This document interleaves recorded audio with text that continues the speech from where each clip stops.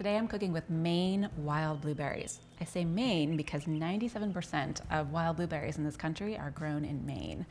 I'm using frozen blueberries because you can get them any time of year. And I'm going to make a wild blueberry syrup. The reason I love to have that on hand is because it's so versatile. You can use it in so many different types of recipes. So to make it, I'm going to use 1 cup of frozen wild blueberries. Get all these guys in there. To that, I'm going to add equal parts of water, which is 1 cup of water, and ½ a cup of sugar. Sprinkle that in there. I'm going to put that on the stove on a low simmer, cover it, and let it reduce down. I'm going to press those wild blueberries as they simmer to really get those juices and that antioxidant power out of those blueberries. Once it starts to simmer, I'm going to keep stirring it.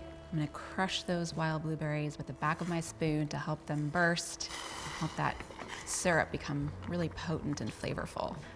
All right, it's looking really good. It's starting to thicken. It's going to thicken more as it cools. I'm going to turn off the heat. And to finish, I'm going to add about 1 teaspoon of lemon juice just to balance that sweetness and really bring out that wild blueberry flavor. I'm going to transfer it to a strainer and pass it into a bowl. And this is going to separate the solids from the liquid. I love to save these solids. I love to use it on toast and yogurt in the morning. So many things you can do with it.